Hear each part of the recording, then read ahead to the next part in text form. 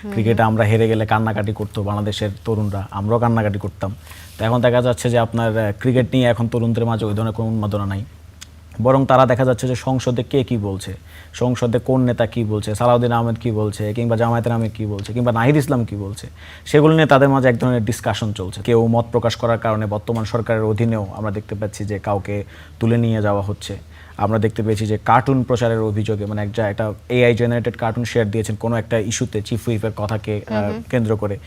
তারপরে আমরা দেখলাম যে তাকে পুলিশ গ্রেপ্তার করলো এবং এমন ধারায় এমন মামলায় তাকে গ্রেপ্তার দেখানো হলো, এমন আইনে গ্রেপ্তার দেখানো হলো যে আইনে আসলে তার গ্রেপ্তার করারই কোনো আইন নাই। বেশ কিছুদিন ধরেই এই যে ছাত্র দলের নবঘোষিত পূর্ণাঙ্গ কমিটি হবে এরকম একটা রব ছিল। এখন আমরা দেখলাম যে নরসিংদীতে জেলা ছাত্র দলের নবঘোষিত পূর্ণাঙ্গ কমিটিতে 2 নম্বর সহ সভাপতি পদে স্বামীর নাম অন্তর্ভুক্ত হওয়ার পর আনন্দের সামাজিক যোগাযোগ মাধ্যমে আবেগ ঘন পোস্ট করেছেন সহসভাপতি স্ত্রী। আমরা বেশিরভাগ সময় দেখি, অনেক সময় কমিটিতে নাম আসার পরে রাজনীতিতে যুক্ত হলে আপনজন অনেক সময় এক ধরনের শঙ্কার প্রকাশ দেখি পরিবারের মানুষের মধ্যে। এই ধারণার কি কোনো পরিবর্তন হয়েছে কিনা, যে রাজনৈতিক যে বাস্তবতা, অনেক ধরনের ঘটনা ঘটে, পরিবারগুলো অনেক ধরনের শঙ্কায় থাকে, তো সেখান থেকে কি আমরা বেরিয়ে আসতে পেরেছি বলে আপনার মনে হচ্ছে কিনা? ধন্যবাদ আপনাকে। আমার সাথে যারা উপবিষ্ট সমালোচক আছেন তাদেরকে আমার সালাম এবং শ্রদ্ধা। আপনি যে পার্টিকুলার ঘটনার কথা বলেছেন সেটা আমি দেখি নাই, তো ফলে এই ব্যাপারে ইন ডিটেলস ডিসকাশন করা আমার জন্য বেশ টাফ।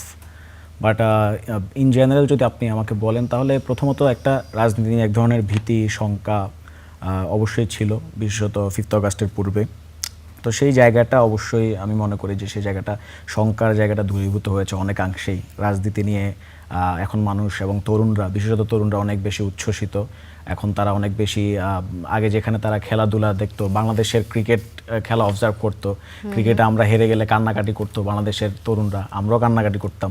তো এখন দেখা যাচ্ছে যে আপনার ক্রিকেট নিয়ে এখন তরুণদের মাঝে ওই ধরনের কোনো উন্মাদনা নাই, বরং তারা দেখা যাচ্ছে যে সংসদে কে কি বলছে, সংসদে কোন নেতা কি বলছে, সালাউদ্দিন আহমেদ কি বলছে, কিংবা জামায়াতের আহমেদ কি বলছে, কিংবা নাহিদ ইসলাম কি বলছে, সেগুলো নিয়ে তাদের মাঝে এক ধরনের ডিসকাশন চলছে। তো ফলে দেশে যে এক ধরনের রাজনৈতিক অভিমুখ তৈরি হয়েছে এবং রাজনৈতিক একটা সচেতনতা তৈরি হয়েছে এবং সেখানে যে প্রত্যেকে পার্টিসিপেট করছে, it's a very good sign.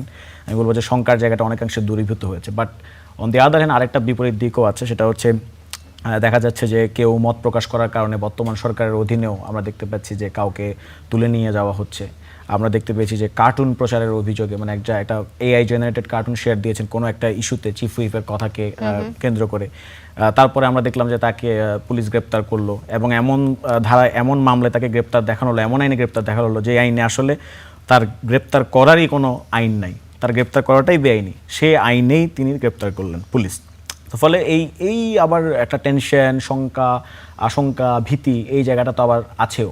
এবং আপনি দেখবেন যে বর্তমানে ছাত্র দলেরও কমিটি সংক্রান্ত আবার সংঘাতও আছে। কক্সবাজারেও দেখলাম যে কমিটি সংক্রান্ত একটা সংঘাতও দেখা গেল, যেখানে এক কমিটি আরেক কমিটিকে মানছে না, ছাত্র দলের বা একটা কমিটি সেন্ট্রাল থেকে হয়তো পাশ হয়ে আসছে, সেটাকে তারা মানছে না এবং তারা উত্তপ্ত বাক্য বিনিময় করছে। এমনকি সালাউদ্দিন আহমেদ সাহেবকে নিয়েও দেখলাম যে কটু মন্তব্য করেছে। হ্যাঁ, তো এই দিকটাও কিন্তু আবার আছে।